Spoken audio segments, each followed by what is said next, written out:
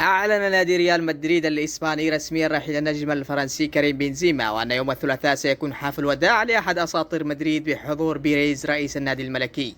وكان اليوم الأحد قد غادر رئيس نادي الاتحاد أنمار الحايلي ونائبه أحمد كعكي إلى مدريد لاستكمال إجراءات التوقيع مع بنزيما لمدة موسمين، وسيكون الإعلان غدا أو بعد غدا الثلاثاء.